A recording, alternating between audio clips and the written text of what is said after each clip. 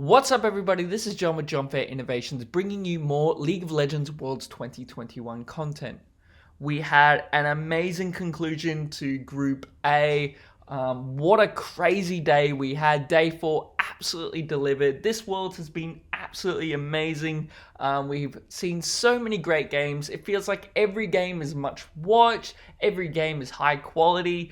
There is no guarantee for any specific matchup, and it's really amazing to see, and it's made for an amazing tournament so far, and here's to it continuing, because I've been absolutely loving Worlds this year, as I do every year, so perhaps I'm a little bit biased. Group A obviously concluded yesterday. I'm not going to put any spoilers in this video because I will be doing a recap later on, because that group, that day, absolutely insane.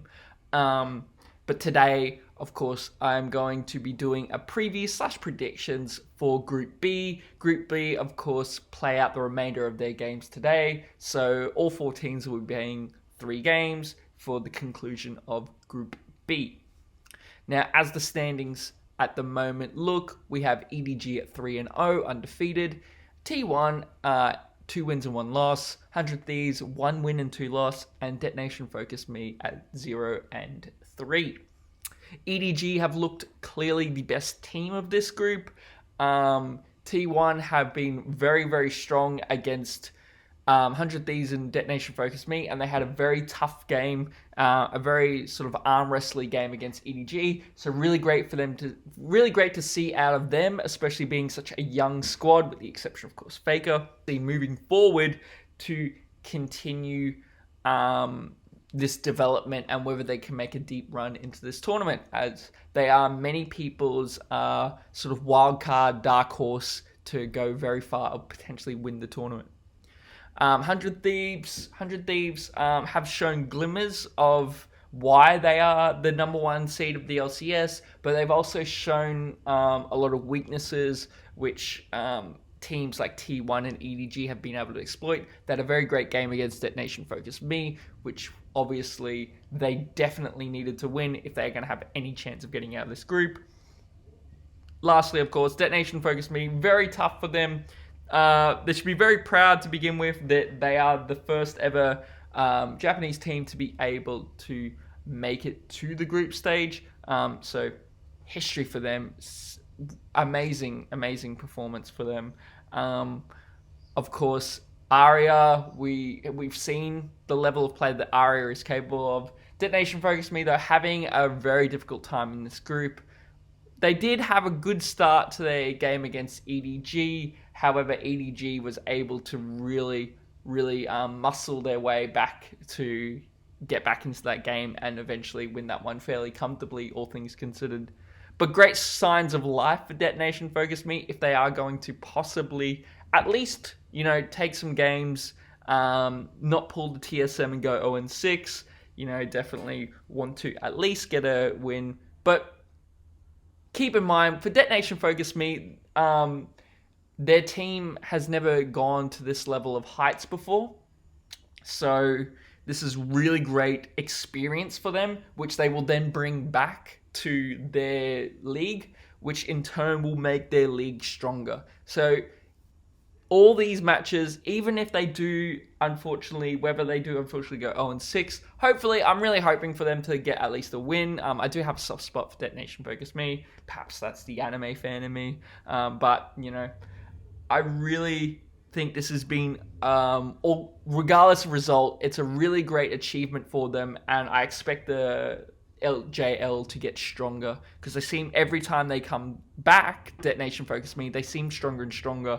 We saw, good performances at MSI, and we saw better performances here at Worlds. Now, of course, if we're talking about EDG, the players to watch, first and foremost, you got to talk about Viper. Viper is the best ADC on the planet, and it's not even close. I know a lot of people are very high on Gumayusi and Teddy and Ruler, Gala, but Viper is a cut above them. The way he just is able to seamlessly carry games is quite phenomenal. Like, he is just so mechanically gifted. He seems to, when he's playing champions like Kaiser, for example, and like Aphelios, he just seems to know the limits of these champions and when to go in. He's just very, very talented. What can you say about Viper? And the good thing about EDG as well is they play for this. While Flandre and JJ aren't necessarily bad players, it's kind of like they're kind of the reverse Damwon when you think about it, because while Damwon plays heavily for their top side, EDG plays very heavily for their bot side. And of course, you would expect that when you got Viper, and you've also got Miko, who is one of, if not the best support in the world. I possibly give it to a different player that we'll be talking later on, but spoilers ahead. But certainly Miko is very high caliber, very talented player, and that duo bot is the strongest on the planet. And of course, EDG leverage a lot of their strength to that to make sure Viper gets ahead, so that way then in the late game fight can really carry.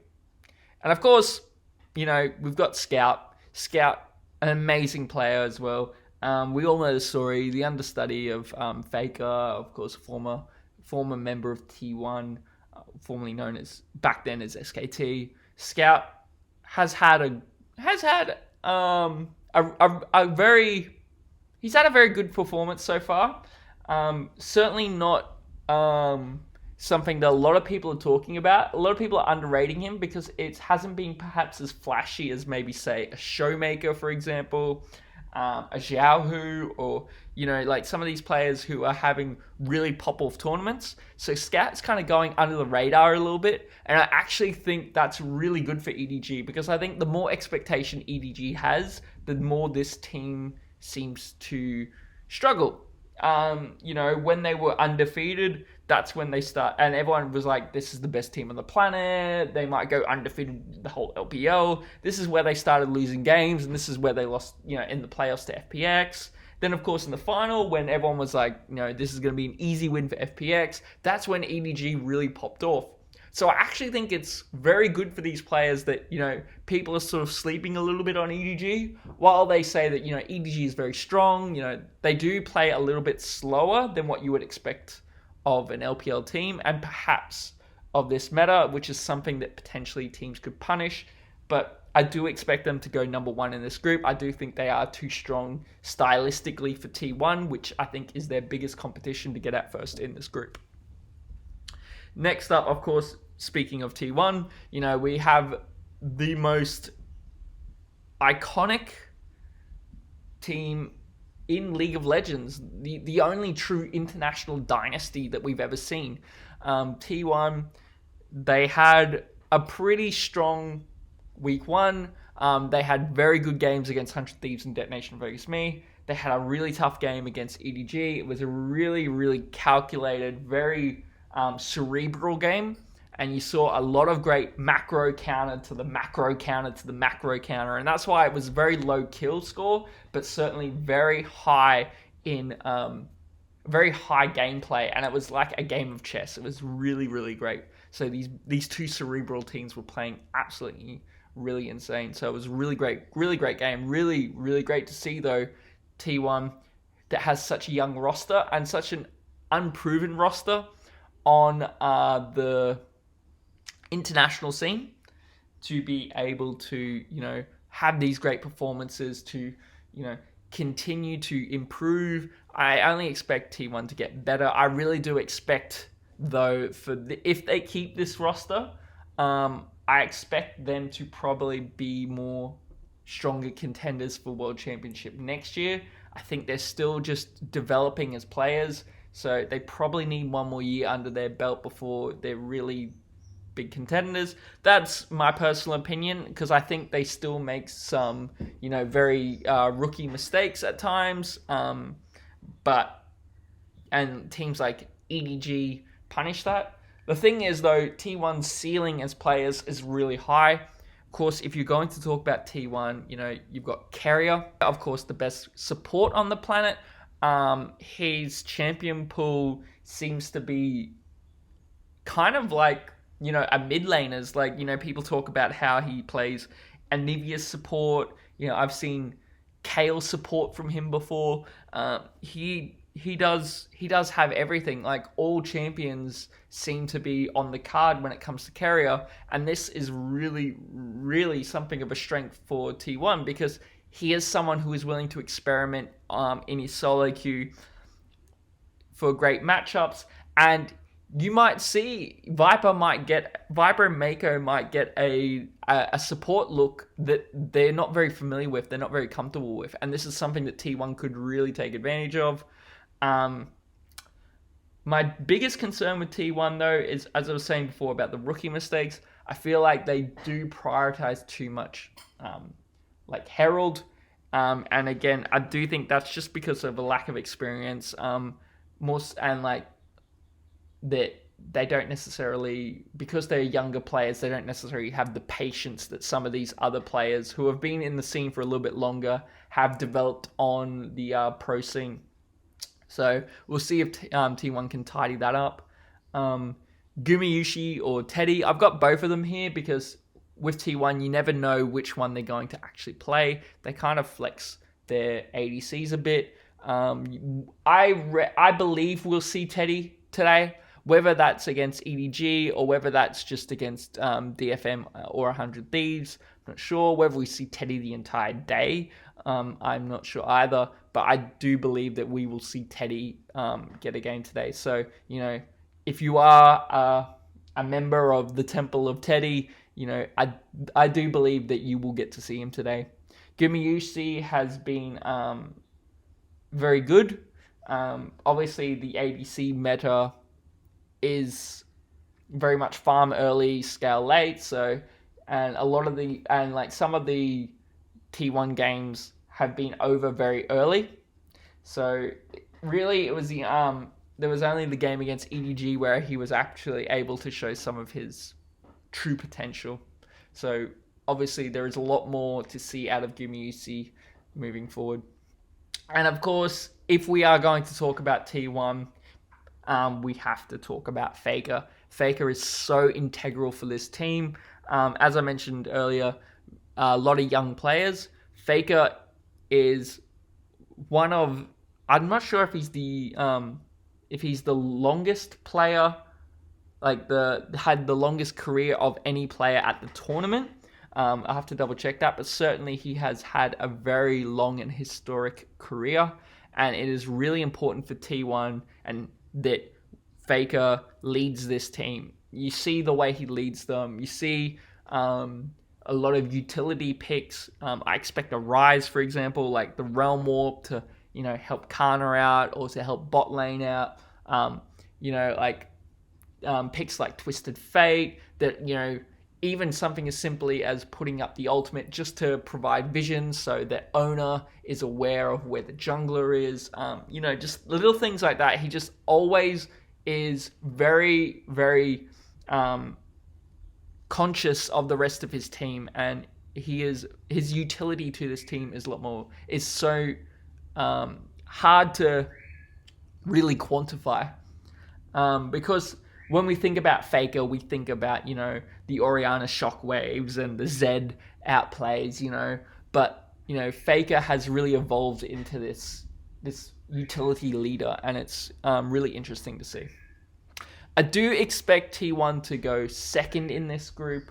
I just think EDG matches up to them very, very well. I think everything that EDG kind of want to do, T1 kind of wants to do, and you even see this with the players I have to watch. We've got bot support mid.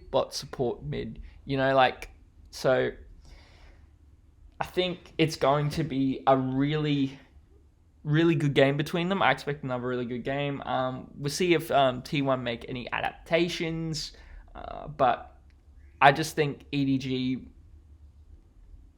is what T1 wants to be, and I could see a world where maybe next year T1 is as strong as what EDG is now. I just think maybe they need one more year under their belt before they're truly those world contenders. Kind of like what we saw out of Damwon when they first entered the scene.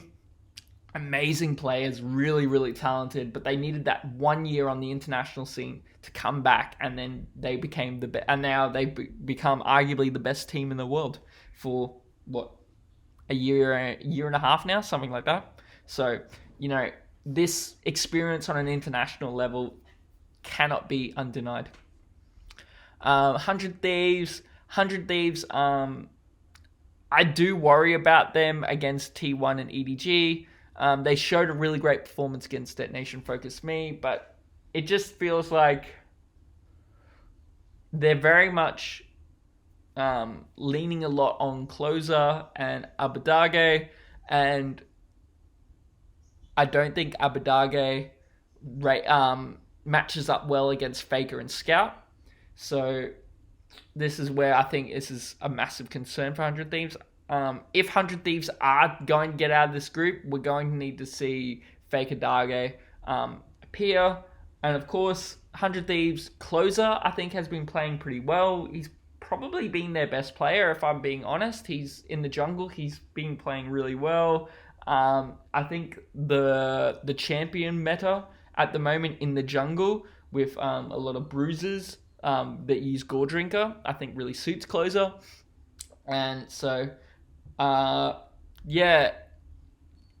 it's tricky to say because as much as, 100 Thieves do have some pieces in place that are really good, I just don't think they have the strength or the gameplay to match up against T1 and EDG. I do believe EDG and T1 are just a few tiers above them, so I don't expect them to be able to take any games off those two. And of course, if they lose those games, they're not going to be able to get out of the group. FBI, I think, is a bit of a wild card. I think FBI has the potential to carry, and the reason why I've got him here is that, while I don't necessarily think he's the third best player or the third most important player on 100 Thieves, I think given how huge ADC is in this group, FBI becomes so much more important because, we know that EDG is going to play for Viper. We know T1's going to play for Gumayusi and Teddy. We know Nation Focus Me is going to play for Yotapon. So FBI is going to have to really make sure he has some of the best performances of his career if 100 Thieves are going to get enough games to, either force tiebreakers or get out of this group. Lastly, of course, we have Detonation Focus Me. I talked a little bit about it earlier. As I said, Detonation Focus Me have had moments in this group, but honestly, it's a very tough group for them. Very tough for them to be able to get out of this group. But I think they are looking more for experience, to learn from some of these great teams and play against some of these great players like Faker, like Scout, like Viper, and learn a lot about how the game is actually played to be able to take back with them to their own league. But unfortunately, I just think Detonation Focus Me, they make a lot of macro mistakes, which teams like EDG and T1, and even a team as good as 100 Thieves is able to punish. When we're talking about Detonation Focus Me, Aria is obviously going to be on the forefront. Aria is an insane player, and he's shown at this tournament that he can match up against some of the best mids that we have in the world. We saw him have really great performances against Perks, for example. So, Aria, definitely a player to watch moving forward. Whether he stays in the LJL or he gets picked up by the LPL or the LCK remains to be seen. I wonder if Detonation Focus Me will be able to keep him, because I do expect there'd be a lot of interest for him, certainly in the from LPL and LCK teams looking for a solid mid. Evi, he is a big reason as to why Detonation Focus Me are able to get out of play-ins. He made some great plays, I do worry about his champion pool. He seems to really heavily rely on champions like Gnar, which I think is really weak in the meta right now. So this is something that we exploited. But certainly a really great player and has shown why he's so highly regarded by LJL fans and analysis. Lastly, of course, we have Yutapon. Yutapon had some amazing pop-offs and play-ins.